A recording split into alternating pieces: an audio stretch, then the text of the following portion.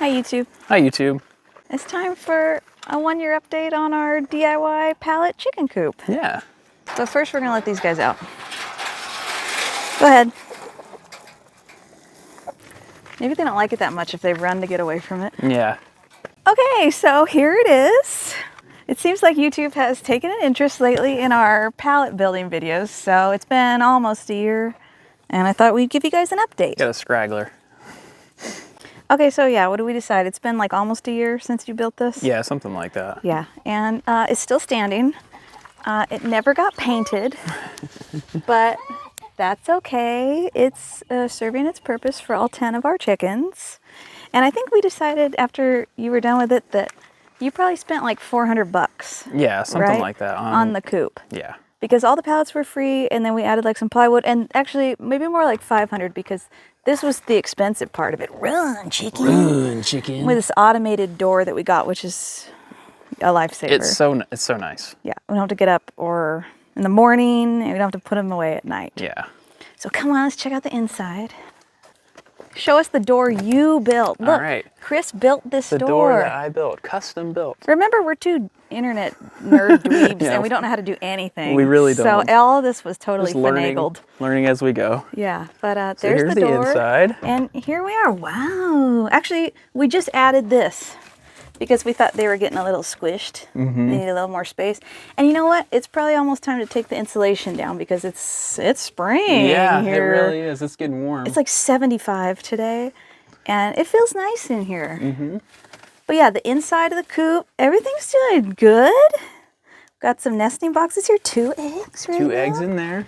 And there's some eggs Oh, over there's there. the real clutch. Oh, Yeah, wow. I put the nesting boxes in, but they typically don't really use them. I feel like, I don't know, I feel like they don't really need nesting boxes, It gives them a place. but they don't use They it really that don't. much. No. They really don't use the nesting box that much. Mostly, they'll like, it's hard to tell on camera, but there's like a whole dugout right here, and there's another one back there, and back there, obviously. And we're probably due for a wipe down because it's kind of Yeah, it's getting kind of grody in here. grub in here. But you know what? There's no odor in here odor. right now. No.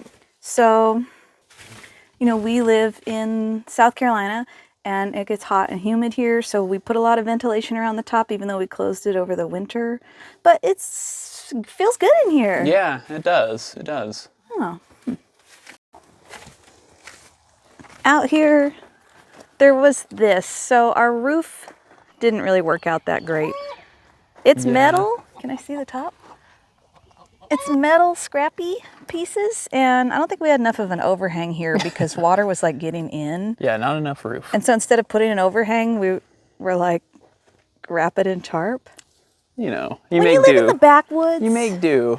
you know, Checking on and it's worked fine. So that could have been better. Yeah, tarp's been our friend, but you know, it's not temporary. I mean, it's not permanent. Yeah, the tarp is also keeping the water from like eroding the ground And here. it gives them like a little shady spot here too. Basically, they need gutters. Yeah. If you live somewhere where there's a lot of water. Yeah, there's- everything needs gutters. and If it there's has a roof, it needs Yeah, gutters. we're on a struggle right now with this over here. If it has a roof, it needs gutters. That's exactly right. Especially when you live on clay in somewhere that gets a lot of rain. Right. Okay, and then so here's the other side, which still also looks fine. Some of it looks kind of funky. So there's like spray foam in here, and there's also steel wool, because that was the only real problem we had was rodents. So when we built this, well, Chris, I mean, you pretty much built the Yeah. whole thing.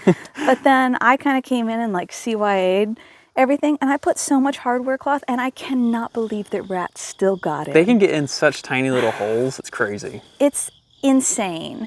Anyway, I think that if you're looking to get chickens, you can probably batten down your coop as strong as possible. But the real solution is to take care of your food supply, your feed. Yeah. So I tried to reinforce this multiple times. The rats kept getting in, and the only thing that worked was this. Nothing to do with the coop, but like do yourself a favor and just get this type of feeder. It's called a treadle feeder. And see, you can't get to the feed unless they step on it. And then they can get to it. And rats are not fat They're not enough heavy yet. enough to get on there. They haven't evolved. yet, and we can still use that to our advantage. But anyway, this is the solution, because as soon as we got this in and the girls learned how to use it, it was like 2 weeks and the rats were gone. Yeah, they were like, okay, we can't get the food. So and we we're never outta here. see them anymore, and they're not burrowing under here anymore. There were like little holes under these. There were literal tunnels. Yeah. There was a whole system under there. Yeah, it was, I mean, you could get a cat, and we did have that, but they were crazy. Rats are crazy. So yeah, I mean, the coop's doing really good. I was gonna point this out, that these parts up here were scrappy pallets that we pulled apart, right? To finish off the top. Like this length here is like one whole pallet covered in plywood. And then we just scrapped it together. Yeah, this is like a half of a pallet right here. It's like a pallet and a half for the height. Like basically what I'm trying to say is the chickens don't care. No, they don't. They really don't care. We get plenty of eggs. We got like 8 eggs today or something like that. They really don't care.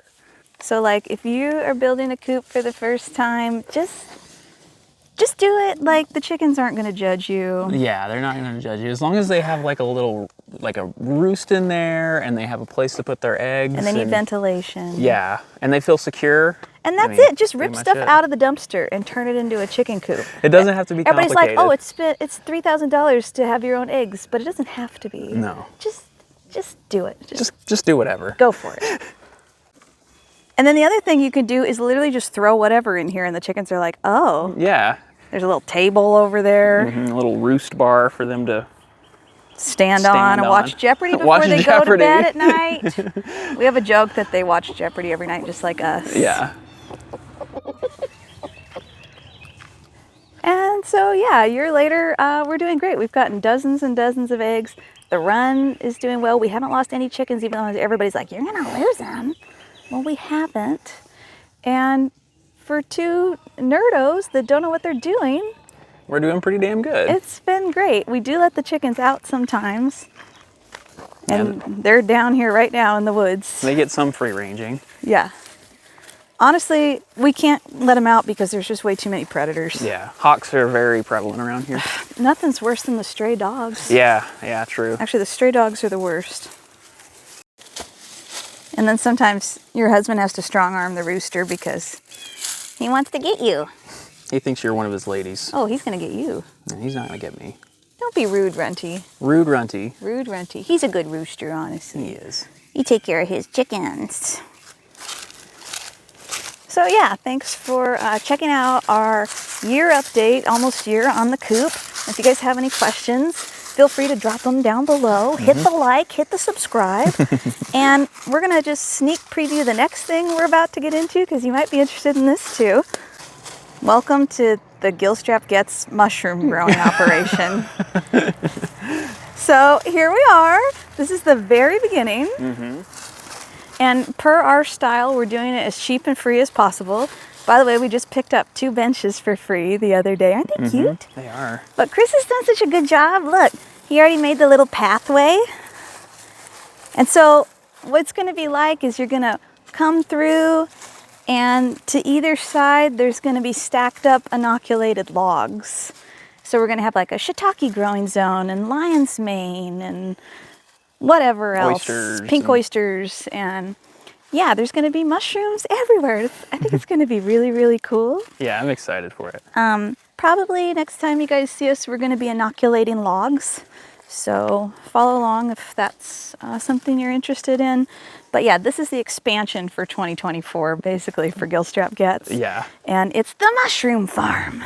Right. But first we have to finish all the garbage because people like to frickin' throw trash in the woods. It's really just despicable, honestly. Yeah, but look at how good you did getting it out of here. Thank you. We're going to take it out of this part of the land, give it to people who are going to insert it in another spot. Yeah, we don't want it land. in this part. I don't want it in this land, but over there where I don't have to see it. Perfectly fine. Yeah, and before we leave you, I'd like to point out that this is the inaugural log. So we took a class, and this is the first one. Actually, we have a second one too. We both did one that is inoculated with something called shiitake wide range style mushroom. And I guess this will take like a year to produce. But there's the first one. There he is. He's so cute. All right, thanks you guys for coming along. We're gonna get back to work, and don't forget to subscribe. We really appreciate it, and catch you on the next one. Bye.